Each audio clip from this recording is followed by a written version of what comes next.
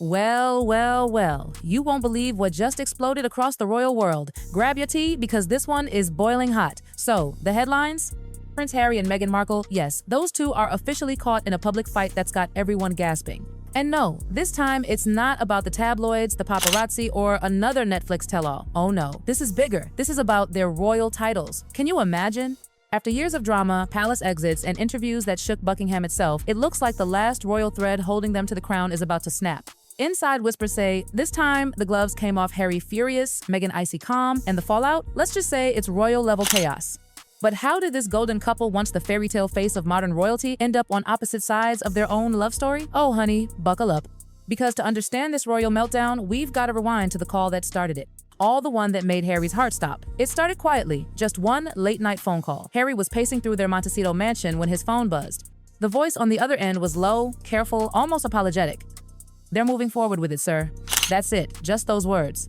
But to Harry, it was like hearing the walls of Buckingham crumble. The titles Duke and Duchess of Sussex weren't just fancy names. They were the last link to the life he'd walked away from for love. His heritage, his legacy. He didn't tell Meghan right away, he just froze. And then impulsively, heartbreakingly, he packed a bag, called his pilot, and was on a jet to London before dawn. Because this wasn't about fame anymore, this was about who he was. Meanwhile, across the Atlantic, the palace wheels were turning. King Charles, battling illness, had quietly stepped back, while Prince William, once the doting brother, was now the man in charge. And trust me, William wasn't wasting a single royal minute. Advisors, lawyers, constitutional experts, all of them working on one project, a monarchy cleanup. And right there, among the names to be reviewed, sat Harry's. Back in sunny California, Meghan had no idea how serious things had gotten. She thought it was just more royal noise, another PR storm to spin away with good lighting and a perfect camera angle. But when Harry returned, everything changed. Witnesses say it happened in a five-star restaurant in Montecito. What looked like an intimate dinner turned into a full-blown confrontation. Harry, face flushed, Meghan, expression stone cold.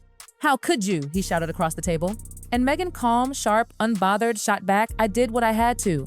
See, while Harry was begging London for a last-minute lifeline, Meghan was busy building a new empire, her empire. Trademark filings, beauty lines, skincare, lipsticks, product launches, all branded under one clever twist, Duchess of Sussex. She wasn't using it as a title anymore. She was using it as a name, her new brand identity. To Meghan, it was brilliant, a way to protect the Sussex name, even if the crown stripped it away. To Harry, it was betrayal. He saw the legacy of his mother, his family, his home, turned into merchandise. That's when the walls came down. "You realize what you've done?" he yelled. Meghan didn't even flinch. "I protected us," she said softly. But to Harry, the word us didn't sound like love anymore. It sounded like strategy. And that was the moment, the exact second when the fairy tale cracked. Now back in London, the palace was shifting in silence. King Charles's health had quietly tipped the power balance. Everyone still called him the monarch, but insiders whispered, William's already running the show. And William had no time for emotion. To him, the monarchy was a business and every time. Scandal was a liability. He looked at Harry and Meghan not as family, but as a PR nightmare that just wouldn't end. And so, he made a decision that would change royal history. "Clean the slate," he told his advisors. Behind closed doors, meetings were held, papers drafted, lawyers consulted. They called it the pre-succession. Translation: William wanted the crown spotless before it was placed on his head. Step 1. Strip Prince Andrew's titles, an easy legal precedent. Step 2. Quietly remove the Duke and Duchess of Sussex. It was cold, calculated, surgical. While Harry was losing sleep in Montecito, William was quietly preparing to erase him from royal existence. And oh, Meghan wasn't sitting still. Inside their mansion, she gathered her team of brand strategists, PR wizards, and lawyers. Laptops open, coffee cups everywhere, and a giant mood board labeled Future Sussex. She had it all planned. Duchess of Sussex skincare, Sussex lifestyle brand, even a children's line inspired by Archie and Lilibet. Every move, every design tied to that name, Sussex. But then came the bombshell. Palace lawyers moved fast. They filed motions to block any commercial use of the Duchess title.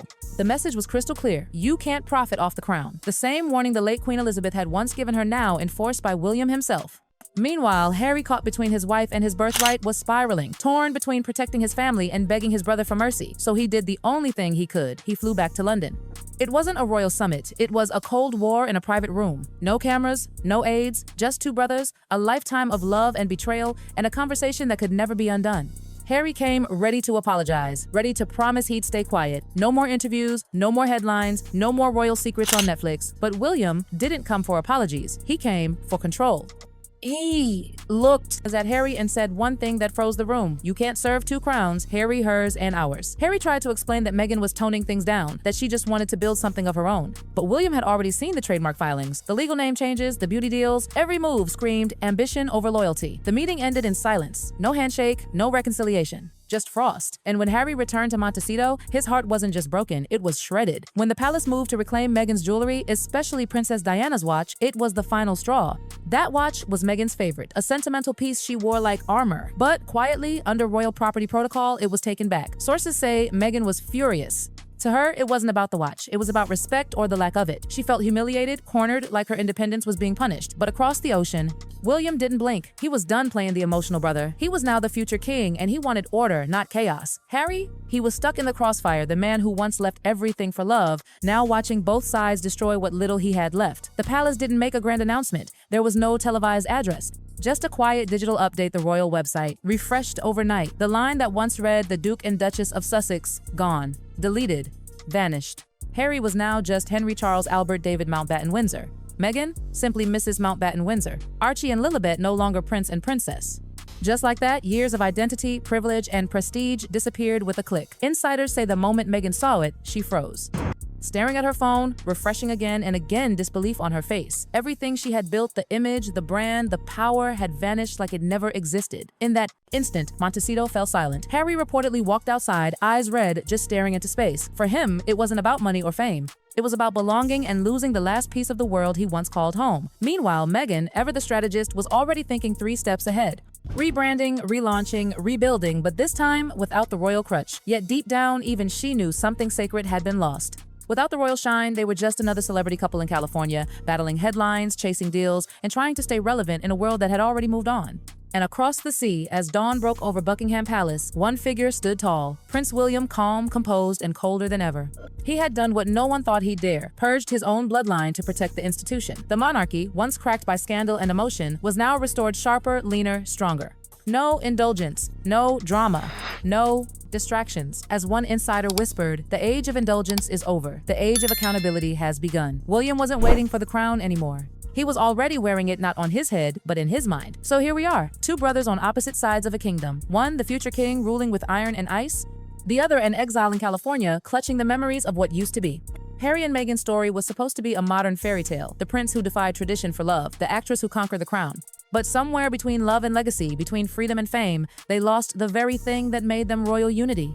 And as the sun rises over London, bathing Buckingham Palace in gold, one truth stands tall above the noise. The crown survived, but the family didn't. Because power doesn't whisper, it reigns.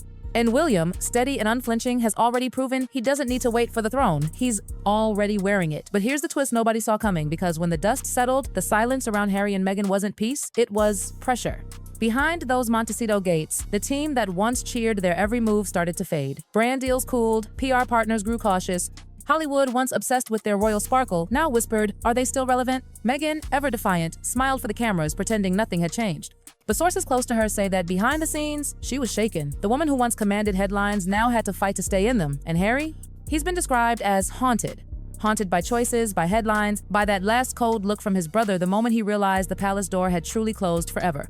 Yet, through all the heartbreak and the chaos, one truth lingers. Harry and Meghan are survivors. They've lost the crown, but not the stage. And as long as there's a spotlight, they'll find a way to stand beneath it together or apart. Because if this royal war proved anything, it's that fairy tales may end, but scandals, they never do.